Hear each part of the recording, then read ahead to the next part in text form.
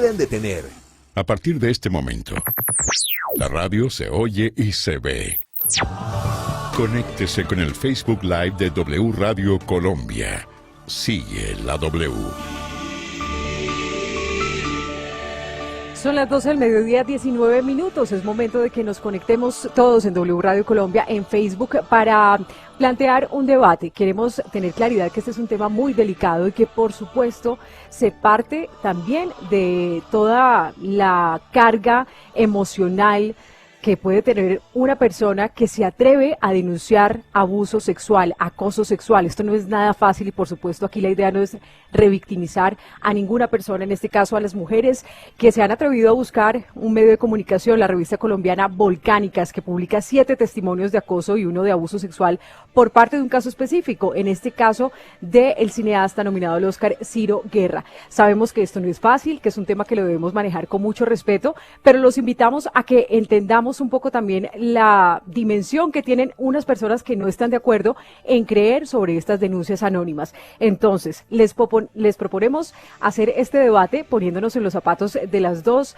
versiones, de las dos caras de toda esta historia, y para que lo hagamos de una manera también con base jurídica y con las invitadas que nos trae Mauricio a esta hora. Mauricio, ¿con quién empezamos? Bueno, vamos a empezar con Viviana Borges. Ella es abogada feminista y también creadora, fundadora mejor, del colectivo Las Igualadas. Y le damos la bienvenida a esta hora, doctora Viviana. Gracias por atender esta entrevista en Sigue la W. Y queremos saber, inicialmente, frente a los casos de abuso sexual, ¿qué tanto pueden llegar a tener un resultado en condena, si son tenidos en cuenta por parte de la justicia, si las investigaciones son adelantadas adecuadamente o llegan a la impunidad? Doctora Viviana. Doctora Viviana, actíveme por favor el sonido de su Zoom para que podamos conversar y así nos oímos bien. Perfecto, ahí ya la oigo. Hola. Hola. ¿Me escuchan? Hola. Sí, aquí la escuchamos. Bueno, muchas gracias por la invitación.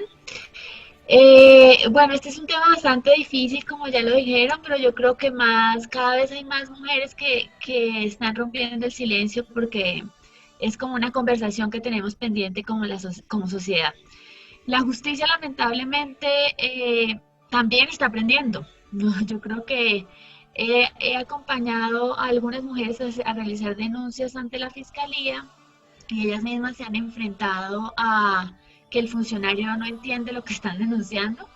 Recientemente tuve un caso de unas estudiantes de la Universidad Distrital y está por escrito, y es muy interesante porque ella le narra al funcionario judicial el relato de acoso sexual, y el funcionario le dice, sírvase profundizar porque está diciendo que es acoso, y detrás de eso es que el funcionario siente que no está entendiendo que acoso es esta petición reiterada de origen sexual que le está manifestando el profesor a la alumna, y a veces para eso ha sido tan normalizado por tantos años que los funcionarios judiciales no responden. Entonces yo creo que es una transformación a la justicia, y como la justicia estaba en deudas tantos años, porque digamos si uno mira las estadísticas se da cuenta que no hay fallos, no hay muchos fallos, no hay muchas condenas por acoso sexual, que es de todos estos delitos sexuales como el que más se está denunciando en los últimos tiempos.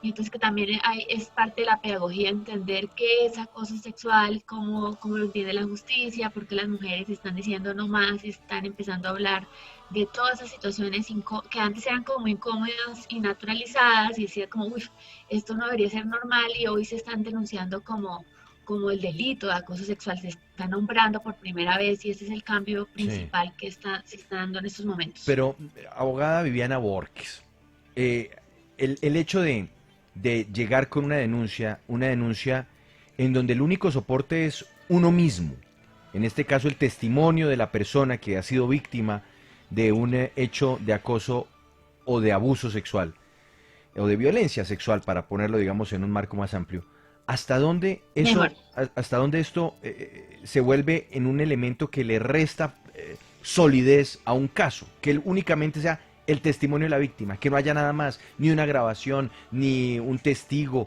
ni una cámara, nada, absolutamente nada. Mira que yo siento y lo he experimentado durante estos últimos años, 2 años que he atendido a muchas mujeres. Bueno, yo soy abogada y aprendí de periodismo, pero pues como mi rol de abogada siempre escucho y quiero como escucho atentamente la denuncia y en estos testimonios lo digo como mujer y como feminista, siento un relato muy verosímil. Es decir, o sea, la narrativa del acoso es tan dolorosa, la mayoría de las mujeres se quiebran, muchas de ellas se les escucha el dolor, muchas de ellas están llorando, muchas de ellas se sienten muy frustradas. Entonces yo, cuando a mí me preguntan eso, a veces muchas de ellas no quieren hablar y las hemos entrevistado.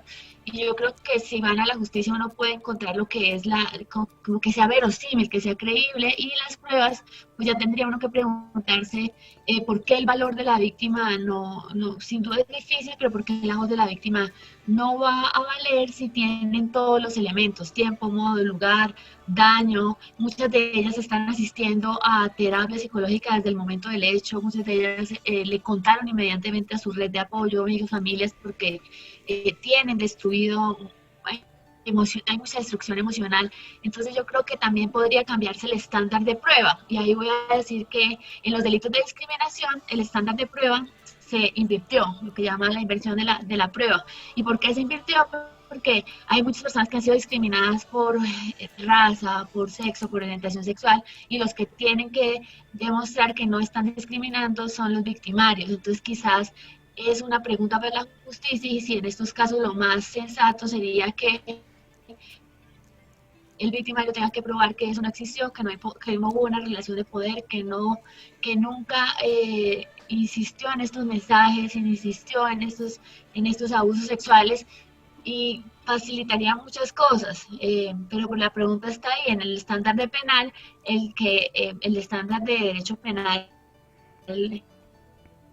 general es que pero pues a nivel administrativo y a nivel de justicia, de otras partes de la justicia, eso podría cambiarse, y quizás la pregunta es, ¿estamos listos para cambiar esos estándares de pruebas? ¿Por qué no? Numeral creer o no creer, escribe @araneida5421, numeral creer o no creer, soy mujer y estoy con mi género, pero me pregunto qué tan válido es que se acabe con la carrera de un profesor por la sensación de acoso de una estudiante en un país donde la ley no es ágil. Muy triste. @Marcela Cinamón escribe, numeral creer o no creer, no creer, mucho espectáculo y oportunismo de parte del periodismo, no aportan nada para el cambio hacia el trato de las mujeres, numeral creer o no creer, escribe @Marucha Cruz, numeral creer o no creer, terrible juzgar y declarar culpable sin tener las pruebas suficientes, hay que ser veraz, rápido y eficiente a la hora de tener o conocer un caso como esos. Y @LuisFMart01 escribe, numeral creer o no creer, en lo único que hay que creer es en lo que se ve y se puede comprobar, numeral creer o no creer. Paola. Sí, Juan Pablo, yo quiero preguntarle a Viviana, precisamente porque las víctimas no denuncian, pues justo por eso, porque les da miedo que a la hora de hacerlo, o muchas de ellas les da miedo que a la hora de hacerlo, pues no les crean, y que además las juzguen de querer, no sé, de buscar algún interés particular y demás por haber hecho esas denuncias. ¿Por qué hay que creerle a las víctimas radicalmente, Viviana, y más teniendo en cuenta que, por ejemplo, en el caso de las volcánicas hay testimonios que son pues diferentes, pero que coinciden en muchas cosas, que no se conocen entre ellas las personas que dieron los testimonios, pero que se parecen mucho? Entonces, la pregunta va un poco en línea con lo que Juan Pablo ya le había preguntado, pero ¿por qué hay que creerle a las víctimas?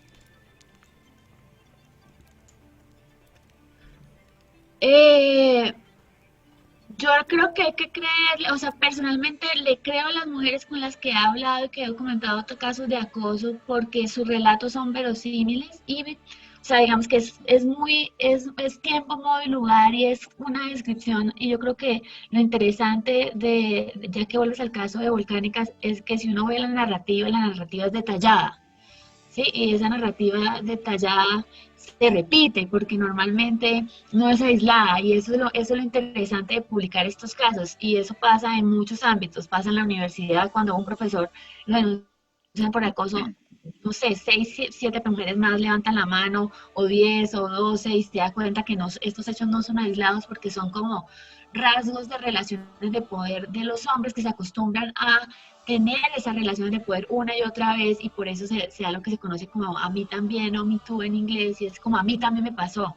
Y por eso la descripción narrativa del periodismo es muy valiosa porque lo que hace es identificar otras mujeres y decir, uy, a mí también me pasó y la narrativa de creernos entre nosotros de hablar como, uy, mire, me pasó esto con el director de cine, me pasó esto con el director de teatro, y yo creo que eso no es normal, el tipo me insistió, me escribió, yo creo que eso no es normal, y así es como empieza la narrativa del acoso. La narrativa del acoso es tan fuerte que muchas mujeres en el momento que les pasó ni siquiera se dieron cuenta, se sintieron incómodas, pensaron en eso en toda la noche y al otro día empezaron a hablarlo y a procesarlo porque es como, ¿por qué me está pasando eso? ¿Por qué me está invitando a esto? ¿Por qué me está insistiendo tanto? ¿Por qué me tocó? Sí me tiene muchas preguntas en la cabeza y yo por eso le creo a las víctimas, es que la violencia no es tan rápida ni tan fácil como piensan, como, ay, me pasó eso, yo lo estoy contando como si me hubiesen robado un celular en la calle, que también a veces es bastante traumático, pero hay mucho trauma.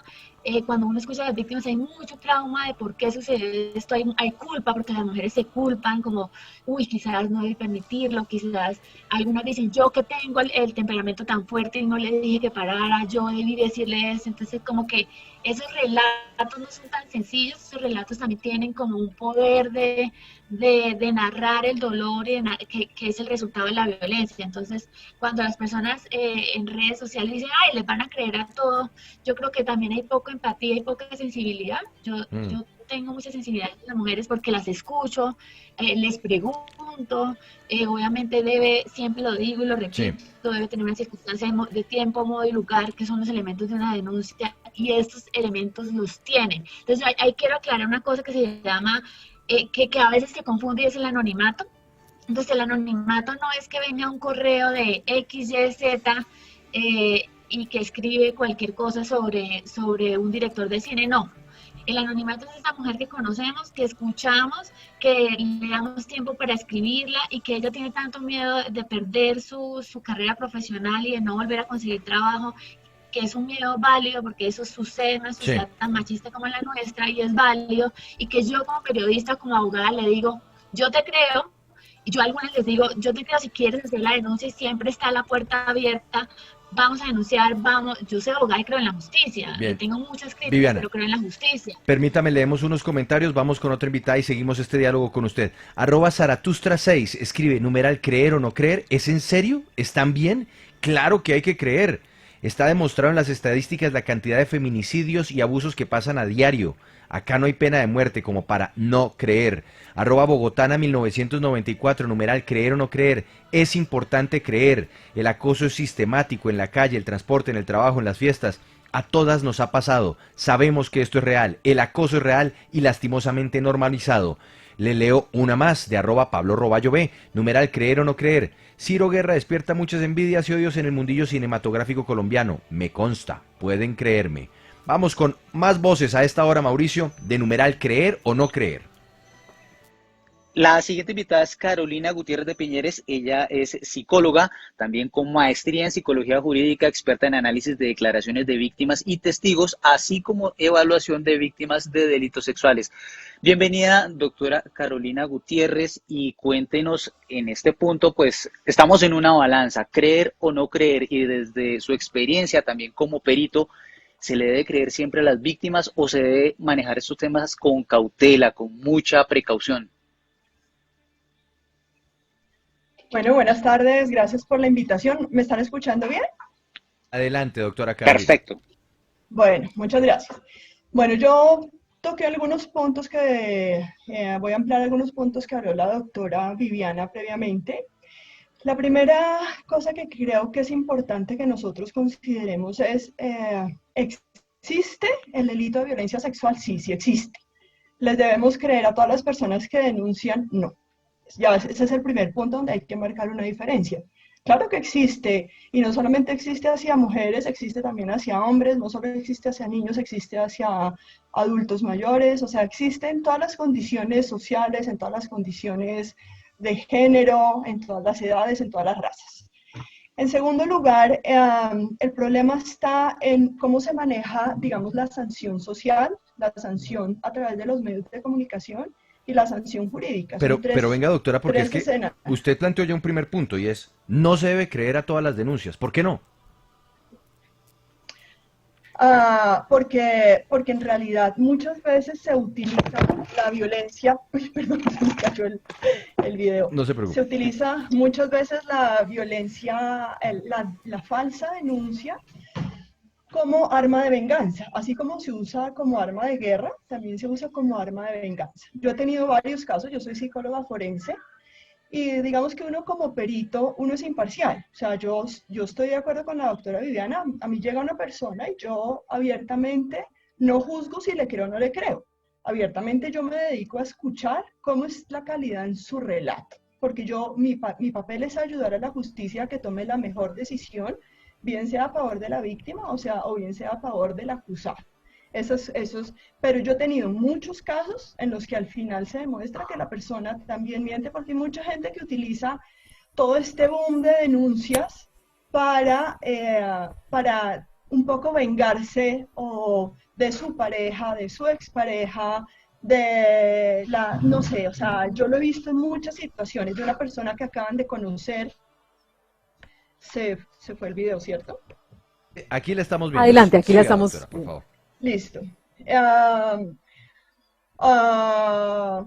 Yo, por ejemplo, tuve un caso, para contarles algo, donde una niña va a un bar, una mujer ya de 25 años, va a un bar con unas amigas, se sientan al lado de la mesa de otros jóvenes que están solos, deciden juntarse. Después de una hora de estar compartiendo, ellos dicen, yo me tengo que ir, mi papá es militar y no me puedo quedar porque mi papá me va a regañar. Entonces uno de ellos dice, venga, yo llamo a su papá y yo le digo que yo soy amigo suyo de toda la vida y que yo la llevo hacia las 2 de la mañana a su casa. Se quedan, entonces él llama al papá, el papá le dice, pero usted se compromete a traérmela. Sí, yo me comprometo a traerla. Siguen tomando, empiezan a consumir además cocaína y son las 6 de la mañana, la niña no ha llegado a su casa, sale disparada en un taxi y a los 20 minutos, media hora, ella regresa con su papá y a estos hombres que estaban todavía en el bar, que ya estaba puerta cerrada, son capturados, denunciados por ella. Entonces, después de todo el proceso, finalmente lo que se ve en este caso es que el papá, para evitar el castigo, genera una falsa denuncia. Claramente han tenido relaciones sexuales porque están todos con consumo de alcohol y cocaína. Y el patrón de recuerdo de ella, de memoria de ella, es un patrón muy inusual en una víctima. Porque si bien ella llora, porque es que llorar tampoco es que sea una cosa tan difícil, su relato es un relato demasiado estructurado, demasiado armado como para ser un relato real de una víctima. Entonces, este es un caso, claro. Sí. También he tenido casos en los que puedo decir claramente qué pasó y por que eso, es verdad. Y por eso, doctora Carolina, queremos hacer ese ejercicio de poner en la balanza las dos realidades. Le leo unos comentarios, va Andrea con su pregunta. @Andrés Ferrer escribe, numeral, creer o no creer. Se debe creer, pero también se debe tener cautela para evitar que personas inocentes salgan perjudicadas, como el caso del defensor del pueblo Otálora. Es un buen ejemplo, ¿no, Andrea? @Rojo0408, numeral, creer o no creer. Siempre hay que creer y hay que apoyar a las víctimas. A veces creemos que esos comportamientos son normales, o nos preguntamos por qué no hice nada si ese hombre me acosó, o sentimos temor que nos digan que eso es una bobada. @Daniela Rendón R, numeral, creer o no creer, el acoso es real y lastimosamente normalizado, silenciado y muchas veces catalogado como exageración, pero sí existe, sí pasa y mucho. Escúchenos, por favor. Andrea, adelante. Bueno, entonces aquí empieza el debate, insistimos, queremos hacerlo de la manera más respetuosa, pero entonces también quiero preguntarle a Viviana Borges, feminista y abogada, fundadora de Las Igualadas, lo que también manifiesta pues la especialista Carolina Gutiérrez, ¿Qué pasa si se comprueba con el tiempo que las personas que dijeron ser víctimas realmente tenían otros intereses y realmente la persona acusada termina siendo declarada inocente? ¿No cabe esta posibilidad para también manejar esas denuncias que llegan sin revictimizar a quien realmente es víctima? Bueno, yo tengo varias respuestas ahí. Uno, pues existe el delito de falsa denuncia, no solamente con delitos sexuales, sino si yo le digo, no sé, Andrea me robó 100.000 pesos y es mentira y yo le inicio un proceso penal o me robó una joya, bueno, en general. Existe, entonces digamos que a veces siento que eso hace mucho ruido cuando empezamos a pensar que siempre es mentira y yo creo que la excepción es la mentira. Sin duda hay mentiras, eso sí, pero la gran mayoría de mujeres en estas relaciones de poder de directores de cine, de profesores, de relaciones de poder muy fuertes, han sido víctimas de violencia sexual y una minoría podría estar diciendo cosas falsas que tendría que enfrentarse a un proceso penal por falsa denuncia. Eso es como así lo resuelve el derecho. Entonces, digamos que uno podría tener ese diálogo también con las mujeres. Lo interesante de todos estos casos que se han documentado y que han salido en la prensa es que no es una sola mujer, sino son varias. Al menos dos, al menos dos, otros 8 casos, y eso le da bastante peso al testimonio, ¿no? Cuando se repite, y si uno ve que se repiten, hay varias cosas comunes, ¿no? Y entonces diría, bueno, esto no es casualidad, o sea, que un hombre es que se repita la historia no es casualidad. Sin embargo, las preguntas es ¿por qué no creerle? ¿Por qué la justicia es tan lenta? ¿Por qué los espacios son tan violentos y no se han hecho nada? ¿Por qué los hombres están abusando de poder pensando que realmente esa es una forma de relacionarse y ya? Entonces yo creo que hay que tener todas esas cosas en mente y quitarnos, el prejuicio más grande es que las mujeres son mentirosas. Eso sí es muy doloroso pensar que las mujeres nos inventamos una violación. No, claro, y evidentemente no, se parte justamente de la carga de la verdad de quien se atreve a denunciar una cosa tan difícil que puede ser muy traumático y doloroso repetirlo ante alguien, sino que quiero también ponerme en los zapatos de quien argumenta eso, que también se le puede dañar la honra a alguien por un testimonio que tampoco tiene pruebas. La pregunta también es, ¿ustedes tienen también un criterio para identificar esos testimonios y decir, vea, esto no se trata de algo aislado, se trata de más personas y hay una realidad que se debe mostrar y lo publicamos? ¿Ustedes hacen también como una verificación? Bueno, nosotros en Las Igualadas hacemos pues no somos un periodismo tradicional, somos una columna de opinión y yo en muchos casos ayudo a hacer acciones judiciales. La verdad es que sí me parece importante hacer acciones judiciales, yo soy abogada, entonces asesoro a muchas a presentar derechos de petición, a presentar quejas, a presentar tutelas, a decir cuáles son los elementos de una denuncia, qué pasa con una denuncia. A mí me interesa también que la justicia cambie, que la justicia muestre resultados y la verdad que estamos trabajando en eso. Esperamos tener resultados y poderles contar pronto los casos que hemos judicializado porque llevamos más de un año trabajando en esto. La justicia es súper lenta y súper frustrante, muy frustrante, no es como, sí, denuncien, pero cuando van a la fiscalía, la lentitud, el funcionario judicial, el desprecio a las mujeres, si es en la opinión pública en el Twitter que dicen, no, mentirosas, pero así también te trata el funcionario público porque es una construcción colectiva que las mujeres nos estamos inventando la violencia y eso es muy destructor para las víctimas y tienen que narrarlo una vez, otra vez, otra vez, otra vez.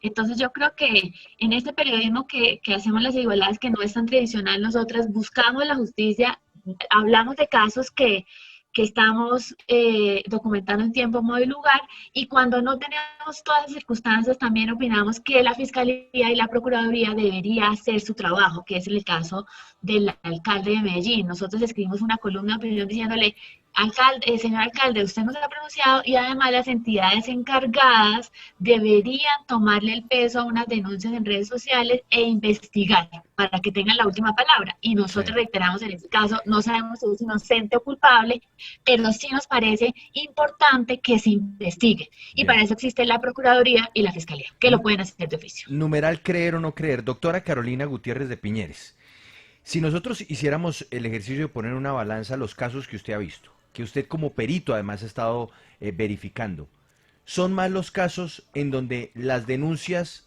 así sean sin pruebas, resultan siendo reales o se equipara el número de casos reales con denuncias que pueden estar con otras motivaciones que no sean realmente de violencia sexual?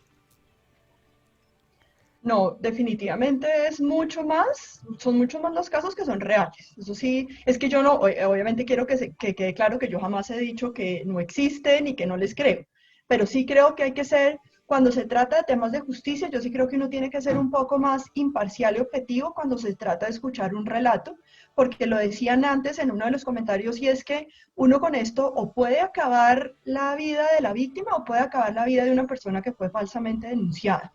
Porque ustedes lo comentaban, en el caso del defensor del pueblo, ya se sabe que es inocente, pero mucha de su reputación quedó en cuestión, cuestionada socialmente. Entonces yo sí creo, hay muchos casos que son reales. Yo creo que la mayoría son reales. Yo creo que habría un 80-20, pero ese 20% también nos debe preocupar porque también hay que defender. No, en realidad las estadísticas en esto, o sea, tú me estás preguntando, la doctora Viana está haciendo caras, pero lo que yo quiero decir es que me están preguntando en mis casos, Sí, en no, las es que estadísticas, son sus casos, doctora Carolina, para que en nos mis ayude. casos, Ajá. en mis casos son, los casos que yo he llevado son un 80% son reales y un Ujú. 20% no serían reales. Otra cosa es lo que la estadística muestra, pero es que desafortunadamente muchos de los casos que se denuncian nunca tienen un proceso porque o la víctima renuncia a mitad del camino o porque hacen un preacuerdo cuando no se puede, pero se hace. O sea, pasan miles de cosas por las cuales los casos no se concluyen. Pero claramente hay casos en los que hay falsas denuncias y esos casos también nos deben preocupar porque la justicia es para todos, Claro. no solamente para proteger a Pues los que sí han sido víctimas y desproteger a los que no son. le leo este caso que llega con el numeral creer o no creer, lo escribe @Musconi, numeral creer o no creer. Definitivamente no creer, es una mujer quien hace este trino.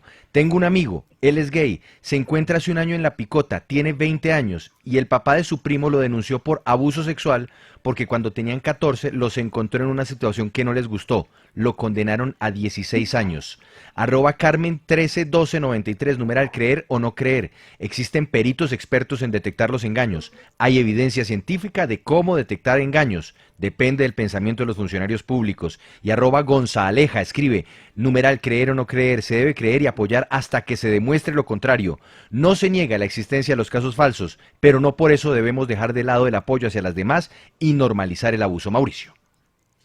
Doctora Carolina y doctora Viviana, hablemos de las investigaciones por parte de la Fiscalía. De acuerdo con la sentencia T448 de 2018 de la Corte Constitucional, dice que los operadores judiciales, en tanto garantes de la investigación, sanción y reparación de la violencia en contra de la mujer, deben ser especialmente sensibles a la realidad y a la protección reforzada de las víctimas que lo requieren. Esto para garantizar a nivel individual a la denunciante del acceso a la justicia y a nivel social que se reconozca que la violencia no es una práctica permitida por el Estado. Los operadores judiciales, en este caso los fiscales, también los jueces, están cumpliendo con su deber, sí están dando esas garantías a las víctimas y adicionalmente cuando se trata de un juez o un fiscal que es hombre, ¿eso tiene algún grado de diferencia? En mi experiencia, voy a decirles, yo creo que hay de todo. Hay fiscales, hay jueces que son supremamente sensibles, supremamente empáticos, que independientemente de que al final se decida que sí fue víctima o no fue víctima, durante todo el proceso tratan a la persona con el respeto que se merece una persona que denuncie, que eso es lo que, por eso les decía al principio, una cosa es la denuncia, otra cosa es el proceso de investigación y otra cosa es el proceso de juicio cuando ya hay una sentencia. Durante el proceso de recepción e investigación es donde más estamos fallando porque las personas no están preparadas para recibir adecuadamente las denuncias, porque hacen preguntas como la que hay un caso que fue muy famoso hace mucho tiempo donde en juicio una mujer que ha sido víctima llega vestida muy seductoramente y el juez le dice, pues es que yo también la hubiera violado. Esas son las cosas a las que a veces nos encontramos en algunos casos, pero creo que nos falta a nosotros también tener más preparación. Yo hablaba un poco con Mauricio y le decía, yo le he dictado clases a casi todos los psicólogos que hoy trabajan como psicólogos forenses en el país. He sido docente de varias universidades en el país, no solo en Bogotá, sino en todo el país, a nivel internacional también. Y yo les insisto mucho en que si uno va a trabajar, en este caso como perito, uno debe mantener la objetividad y debe mantener un marco teórico y unos hechos que se investigan desde datos, no desde la emoción de cómo me cae bien esta persona, no, porque eso no ayuda a la justicia, que es diferente a lo que hace la doctora Viviana, que claro que hace denuncias desde el periodismo y acompaña las denuncias, pero mi responsabilidad como perito es ser mucho más objetiva. A ver, doctora Viviana, yo quiero su perspectiva sobre esta misma pregunta que le hizo Mauricio. Bueno, compartimos con Carolina que hay funcionarios diversos. Yo siento que depende también del delito. Digamos que no debería la generalización y yo siento que hay poca empatía con los casos de acoso sexual. Lo siento porque seguramente ese juez también hay un caso de un fiscal muy interesante que llegó a la Corte Suprema, no sé si Carolina lo conoce, que es por acoso sexual, donde el fiscal utiliza reiterados acosos para hacerlo, y yo siento que durante todo el proceso falló eso porque la justicia todavía tiene mucho para aprender. Y en acoso más, porque les recuerdo que la legislación sobre acoso no ha cambiado, las que cambiamos fueron las mujeres. Las mujeres cambiamos y dijimos, esta vaina no nos la aguantamos más, no vamos a naturalizar que yo tenga que trabajar y el director me tenga que invitar a un hotel y que me tenga que coger la pierna y que me tenga que hacer esto. Las mujeres cambiamos y entonces la justicia todavía no ha cambiado. E incluso en el caso del defensor a mí me parece muy lamentable la decisión, le tengo muchas críticas a esa decisión. Yo creo que una justicia mucho más progresista hubiese fallado de manera diferente. Bastante sesgo judicial, entonces también creo que puede llegar a la justicia y la justicia también se equivoca. Podría uno ir a tribunales internacionales y por eso existen los tribunales internacionales, porque la justicia no es perfecta y en temas de género mejor. Y yo creo que eso es una evolución y que nos va a tardar mucho tiempo a transformar la justicia machista que tenemos. Viviana Borges, de Las Igualadas, muchas gracias por estar con nosotros en Sigue la W y acompañarnos en este interesante debate que creo que hace parte de la discusión que no podemos dejar perder en un momento como el que estamos viviendo. Gracias. Bueno, muchas gracias por la invitación. Buena tarde. Doctora Carolina Gutiérrez de Piñeres, también muchas gracias por estar con nosotros y darnos sus perspectivas sobre esta realidad. Bueno, gracias por la invitación. Feliz tarde. Nos vamos a ir en segundos a contarles cómo funcionan las fiestas clandestinas que organizan en Cali. Antes, 3 trinos, @marisolpa2, numeral creer o no creer, creer siempre si son niñas o adolescentes, que la justicia se encargue de asegurar la reparación del daño que se les ha causado y establecer la verdad integral de los hechos. @bastiancas93, numeral creer o no creer, a una persona no se le declara asesino hasta que suceda el proceso de ley. A una persona no se le declara ladrón hasta que no se condena por los medios legales. A una persona no se le puede llamar violador o violadora hasta que no haya una condena. Presunción de inocencia.